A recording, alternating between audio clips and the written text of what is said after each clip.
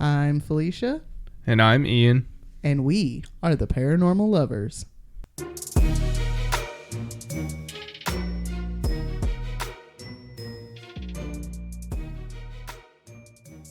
Hello, paranormal dudes, dudettes, and dudays. Welcome back to another episode of the Paranormal Lovers. Hey guys, Hey guys. thanks for joining us for another episode 54.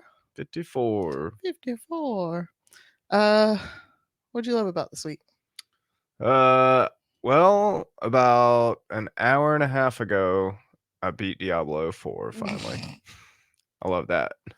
You talked about beating Diablo 4, but you didn't talk about beating Mario Brothers Wonder, That's true.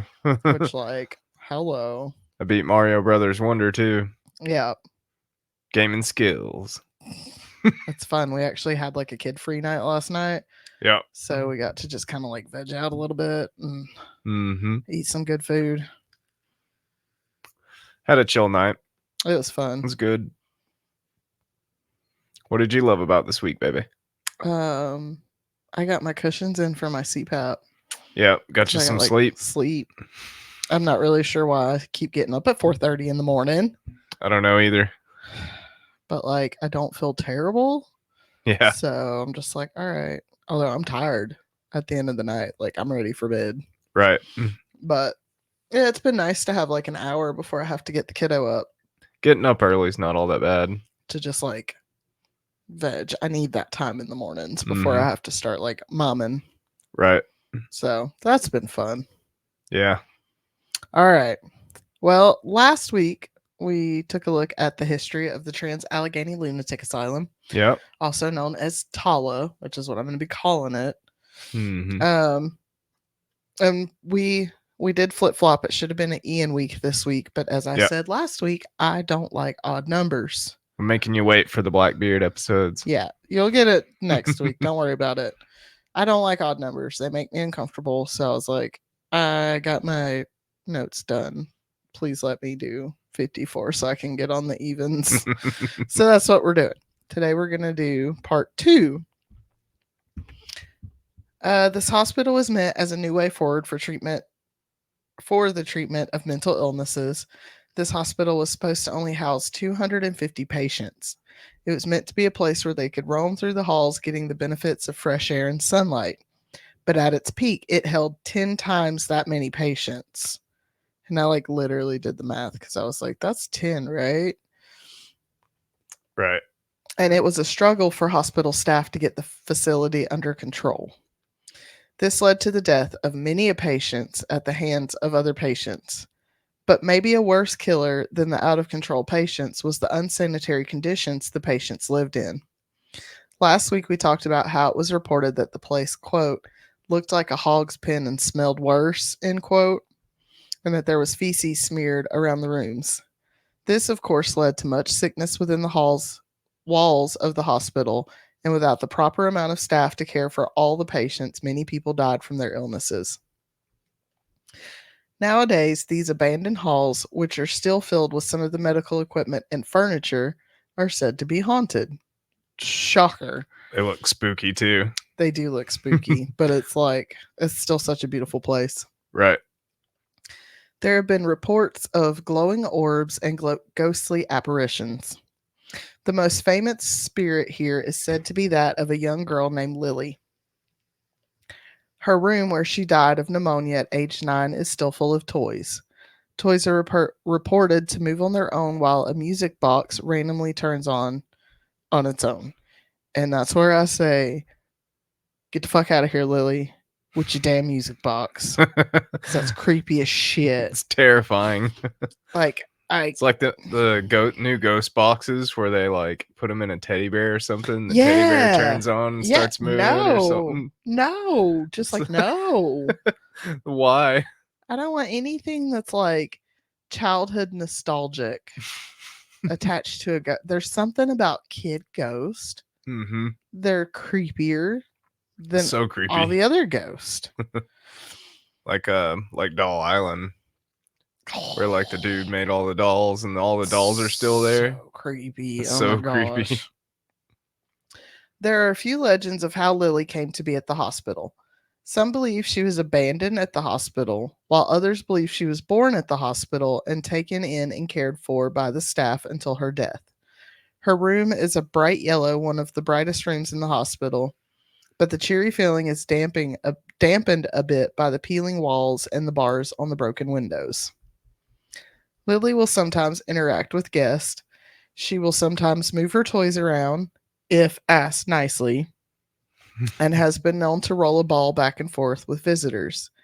Guides have become very attached to and protective of Lily. They expect her to be treated with kindness and respect. So, like, here's the thing. I think it would actually be kind of fun to, like, take Patty to just play with Lily. Right. But then there's a part of my brain that's like, demons often take the form of a child, right? Right.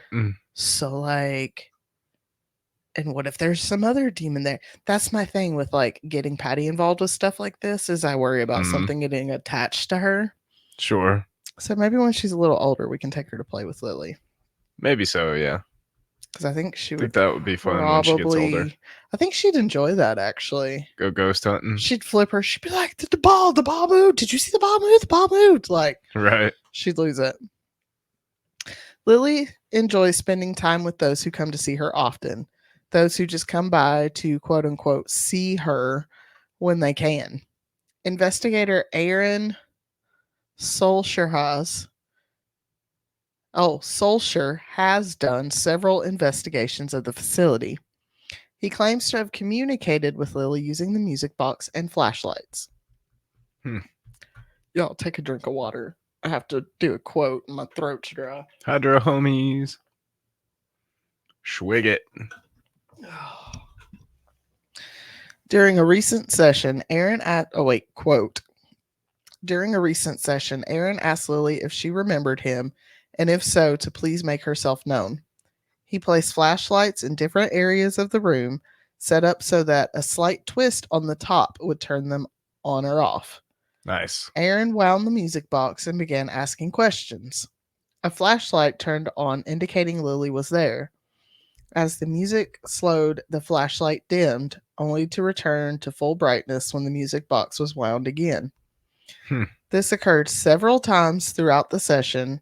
When Aaron asked if Lily was making it happen, he got a positive response. The correlation between the music box and the flashlight was so consistent, Aaron had no doubt that Lily was manipulating it. End quote. Now on to some other haunts in this place. And all of these haunts are kind of scattered because, I'm kind of scattered. So it's like, oh, this. But I tried to keep it kind of cohesive. I mean, it's a big place. So you remember that guy from last week that was murdered by his roommates? So they tried to hang him. And when they couldn't hang him, they put his head under a bed frame and jumped on it until the bed frame touched the floor. Jeez. Yeah. His name's Dean. Dean. And he still hangs out in the old room. And there was one that kind of like alluded to maybe those two guys still being stuck there too, because it said like when they came into the room, the atmosphere changed. But that was the only source I saw on that, so I'm not sure.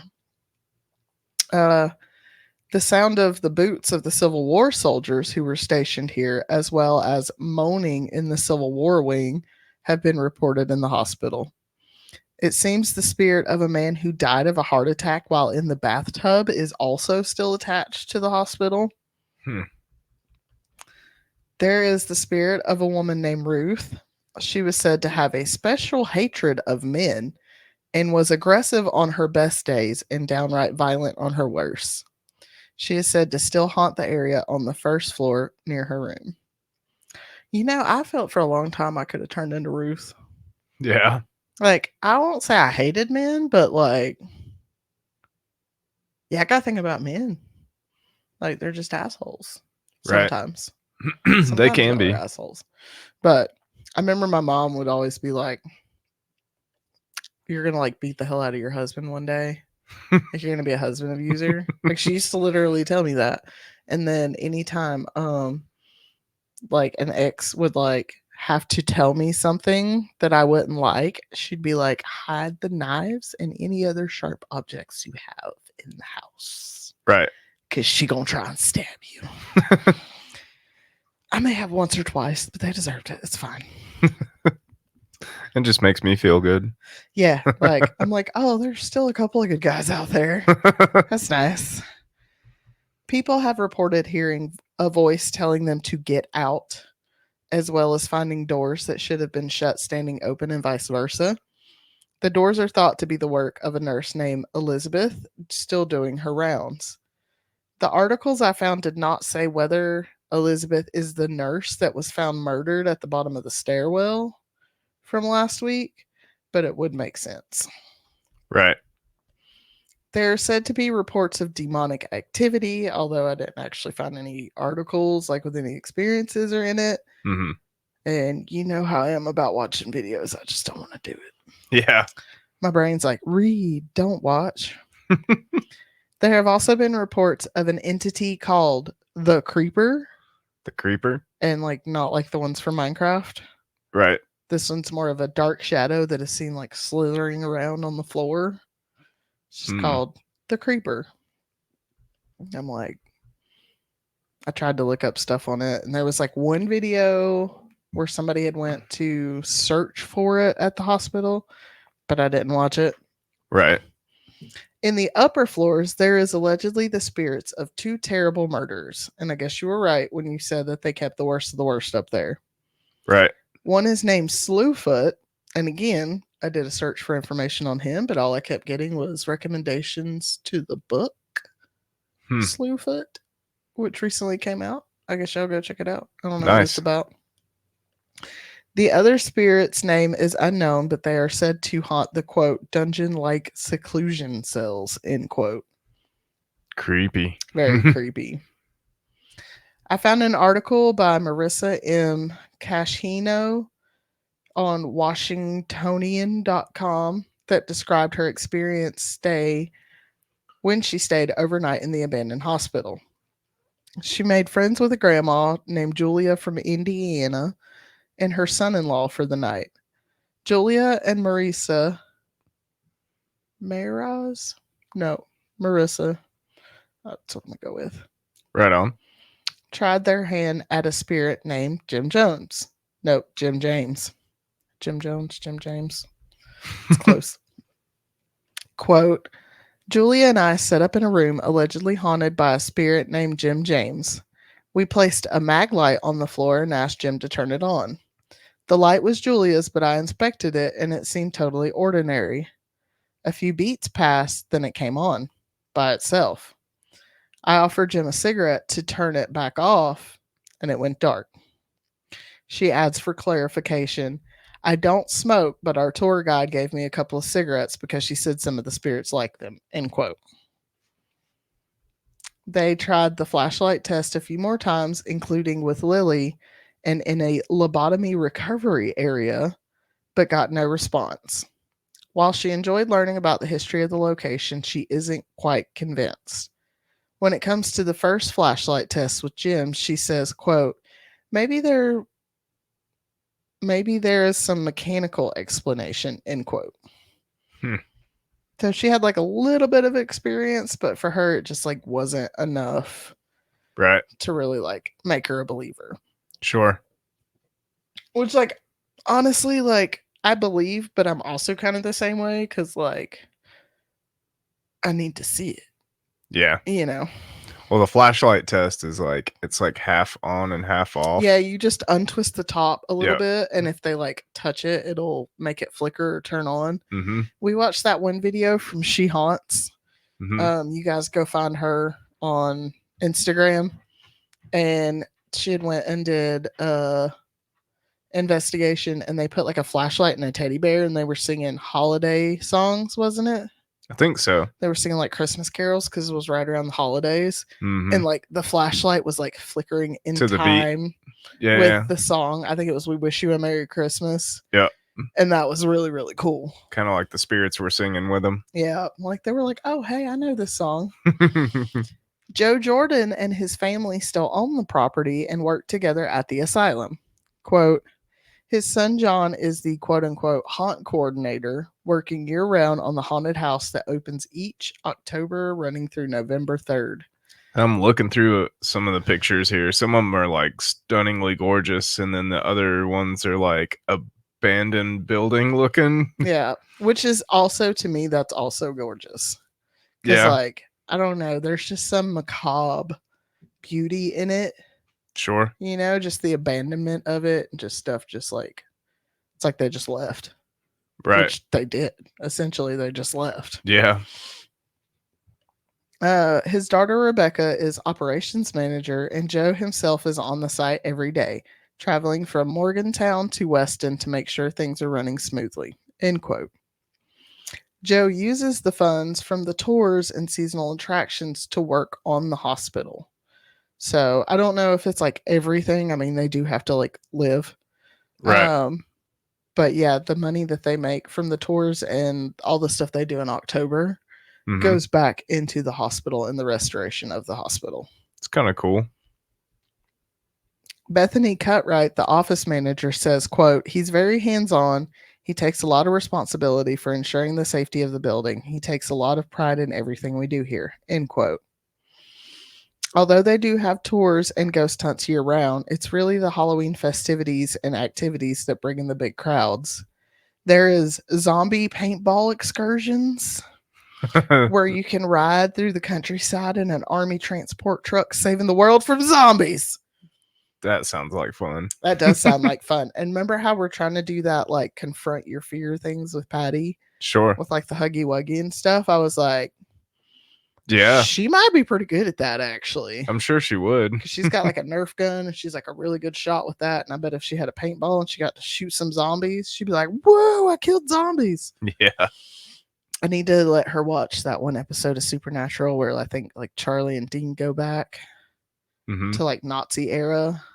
They have to, like, or no, it was like the Croatoan thing. No, Charlie was dreaming of a video game, I think, that she was playing where she was like in Nazi Germany, but she was fighting zombies and they kept like killing her and she kept like resetting.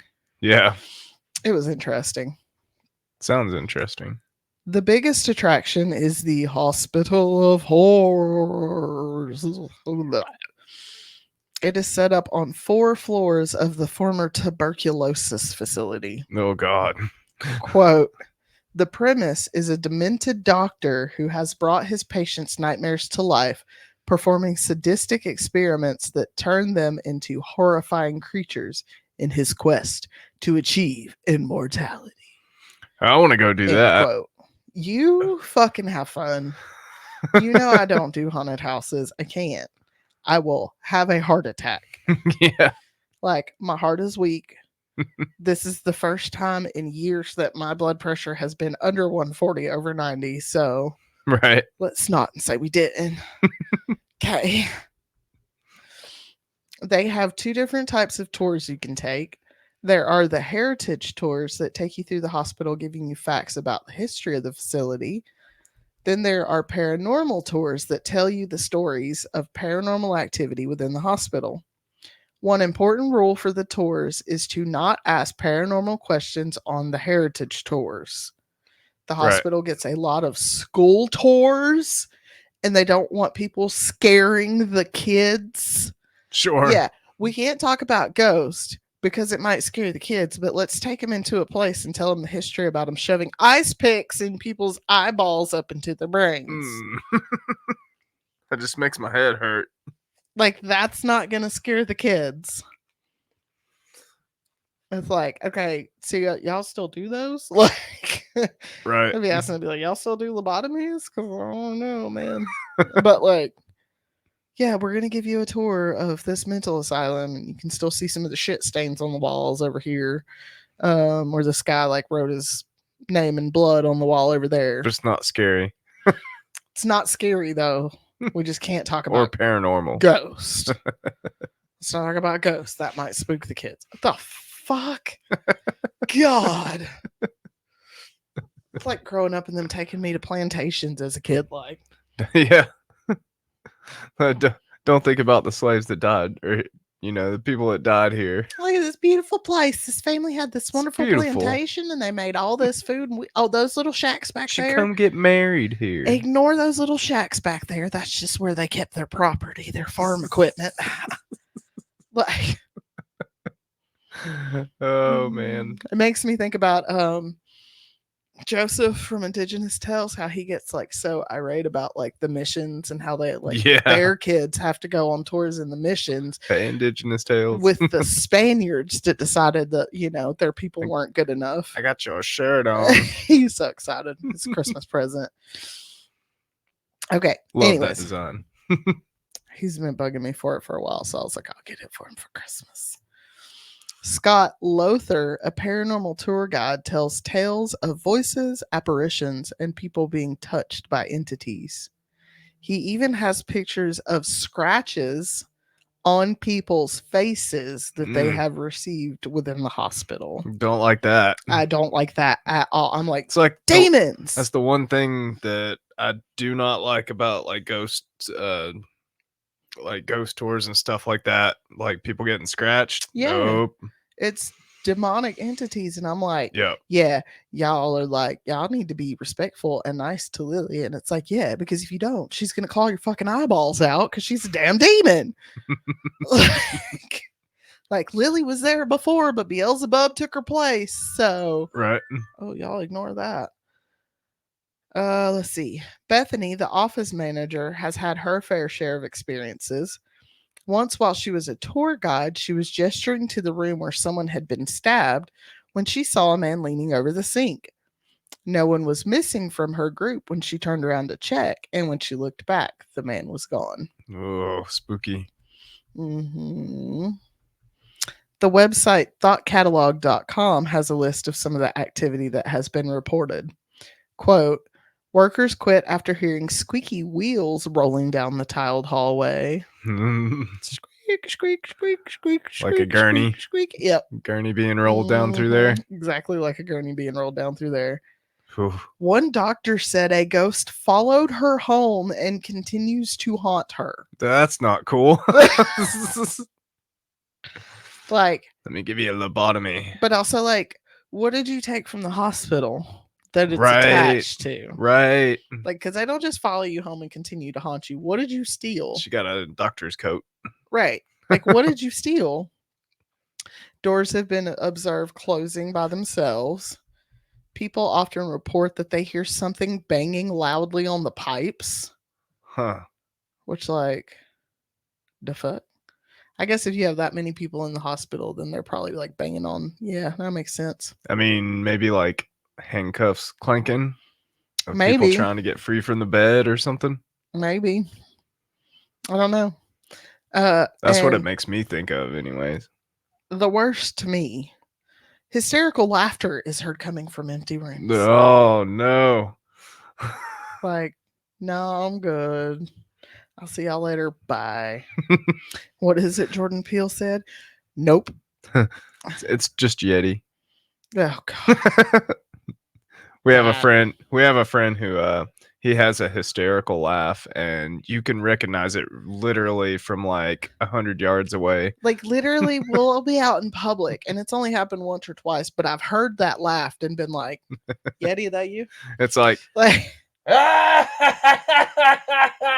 but like, I don't know, you'd have to hear him do it because it makes you smile. It does. It makes some people like grimace because they're like, does he have to be so fucking loud? Yes, he's like 6'4" and weighs like 275 pounds. Of course he has to be loud. It was great hanging out with him in the past, drinking beers, because it just make you laugh. Like it still does if you get the chance to work with him. Yeah. All right, and those are just a few of the reports from that website. Whether you believe in the paranormal or not, we can all agree that the history of this hospital is tragic, and we need to know these things so that we do not repeat them. Sure. Because, like, wowza, the shit they used to be able to get away with. Lobotomy in general is just like, what? Yeah, like you're literally you're gonna scramble somebody's brains. You're just shoving a ice pick into somebody's head and like stabbing their brain and being like, oh well, you're fixed. It's not gonna help. Like wiggle it around in there a little bit, like It's just gonna mobilize them. Like whisking it like you're making eggs. Like, what are you doing? I know. Why do you think that that's a good idea? God. It's like everything in the. I guess they thought everything in their brain was bad, so they like just made their brain bad, Well, so they couldn't do any bad. I know in like I don't know. the 1800s, I don't think, I could be wrong. I mean, I know like why they did it, like why they said they did it. Well, I But know in like the early 1800s, they didn't really understand that your brain was a vital organ. right, Like they didn't understand how it worked and how it controlled your body and how it worked with your body. sure. For a long time, they thought everything was controlled by your heart. Mm-hmm.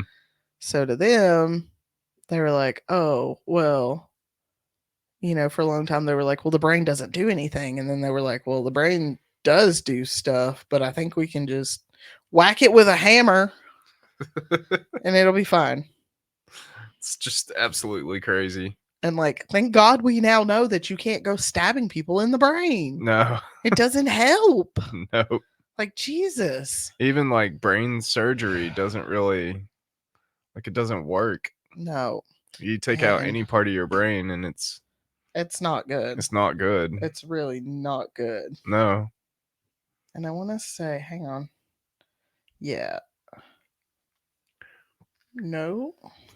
And have you seen this garden that they got out front? Oh my god. I have. It's like this big long path. Mm-hmm. It's crazy. It's beautiful. Yeah. So Rose Kennedy had a prefrontal lobotomy done in 1941. Mm-hmm. She has like a lot of people don't even know who she is. She's one of the Kennedys. Right. Like I think JFK's like either aunt or little sister. I don't remember if she was like related to his parents or him Mm-hmm. through that way, but like, yeah, they just had her locked up for years. They did a damn lobotomy on her. Like That's horrible. I said, it doesn't matter who you were. If you were like a problem child or someone simply just didn't like the way you act, Right, right. they're just going to throw you in there. And then the next crazy. thing you know, you're getting your brain scrambled. Who's out? All Yeah. right, guys. Well, I hope you enjoyed that episode. Get ready for some Blackbeard next week, Yar. Pirates, and then some bullshit the week after that. Be prepared. I don't know. I might have a 3-parter. Hey, go for it. So Go for it. I'll take that. But you do Blackbeard next week, and then I do the 56. yeah. Keep you on the odd or even numbers. Even numbers. I don't like odd numbers unless they're derivatives of 5. Yeah. Okay. Or number 13. Yeah, 13's your lucky number. 13's one of my favorite numbers, but like 4 is my jam. It's funny, my wife's like totally opposite superstitious wise than most people. 13's lucky for her. Black cats crossing her path is good luck. That sort of thing. Yeah, like Friday the 13th has always been like one of the best days of the year for me. Kind of almost changed my mind about it too. It's kind of how when I grew up, that was just my family. My mom used to always say like, like last week, like a black cat went across me and Patty's path when we were going somewhere on the weekend, and I've had a pretty good week. So, yep, I'm telling you, black cats they're great, and like I love them. So yeah. like whatever. All right, guys. If you would like, please follow us on Instagram and YouTube by searching for the Paranormal Lovers in the search bar. Send us an email for a topic request, a personal story, or to just say hi to theparanormallovers@yahoo.com.